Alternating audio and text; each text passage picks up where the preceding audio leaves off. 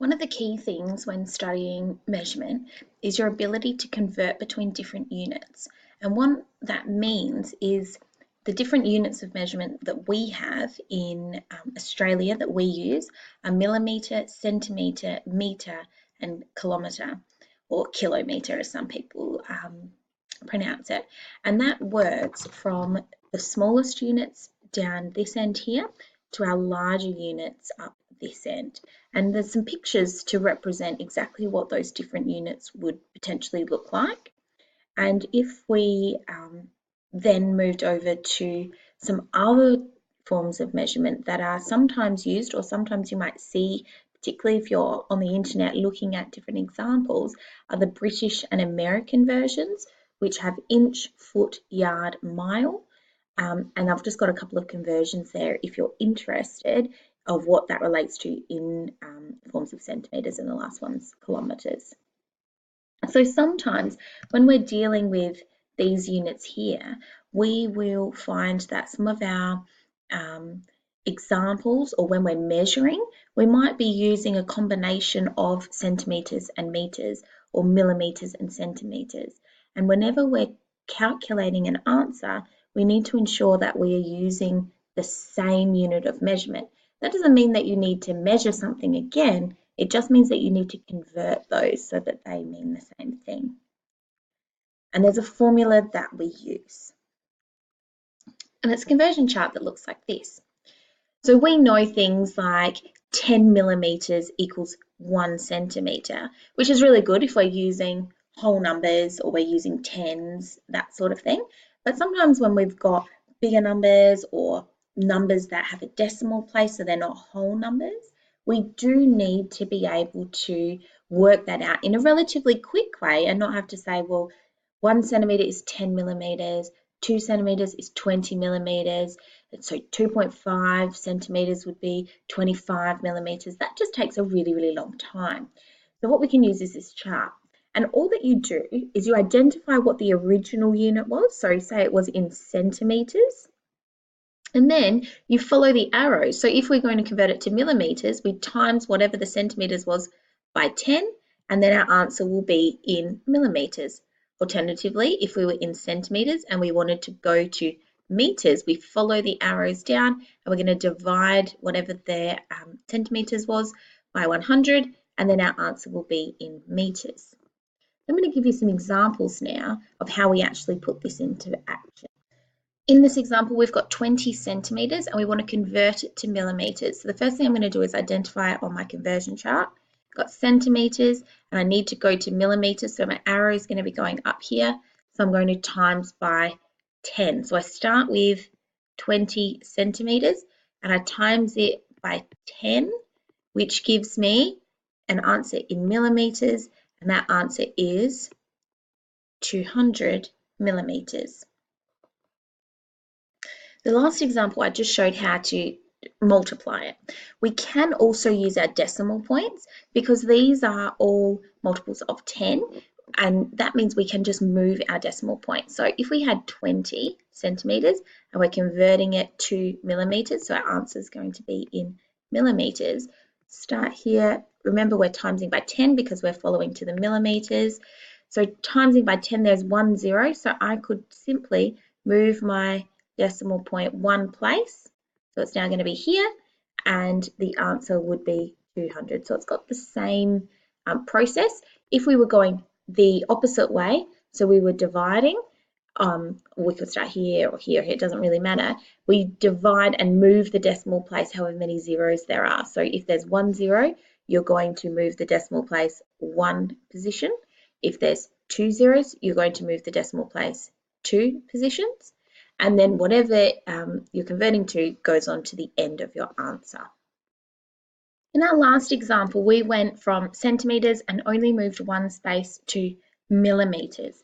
In this example, we're actually going from metres and we're trying to get to millimetres, which means we're actually going to need to do the process twice to ensure that we get the right answer.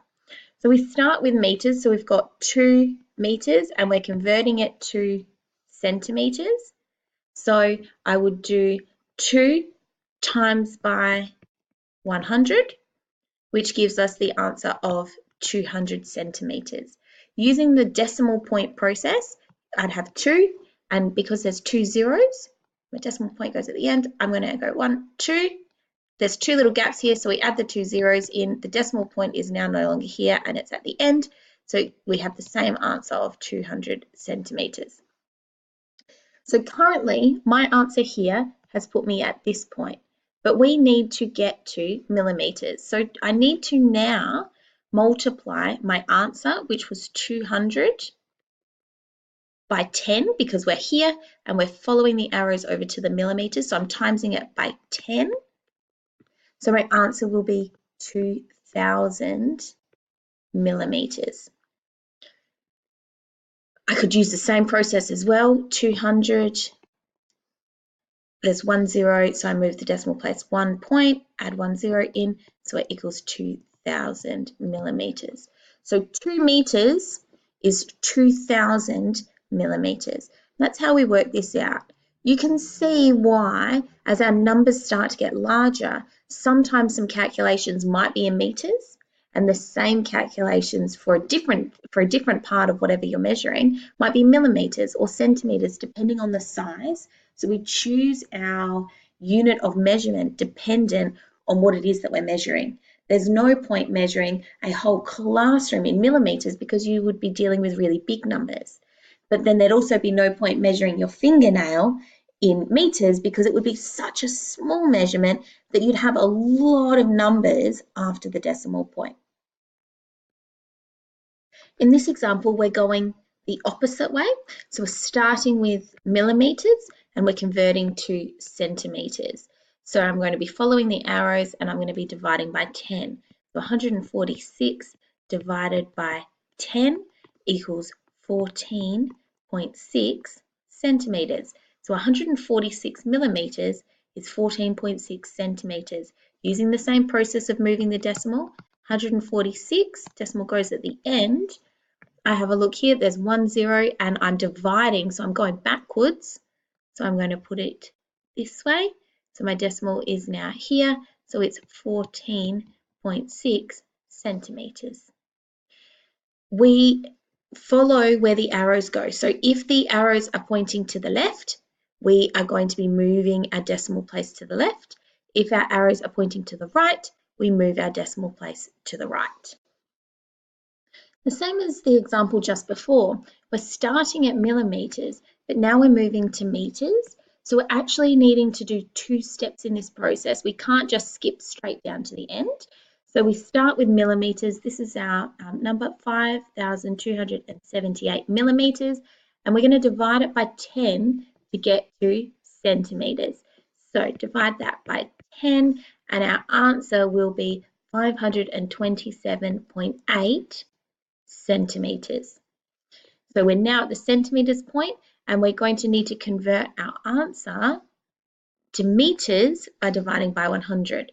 So we have 527.8 divided by 100, which leaves us with 5.278 meters.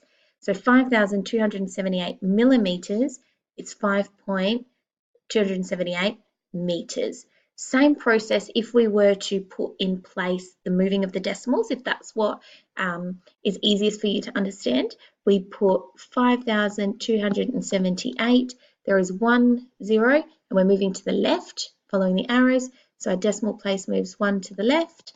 So our answer is 527.8 centimeters.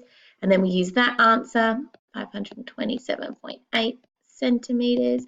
And our decimal place is now here. It's not at the end, it's here.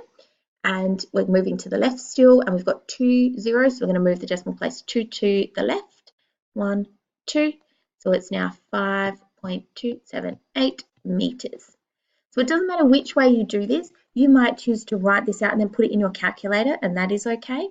It is okay if over to the side you do your working out like I have done here. It depends on what you prefer, what you find easiest to understand, and what you're most efficient with.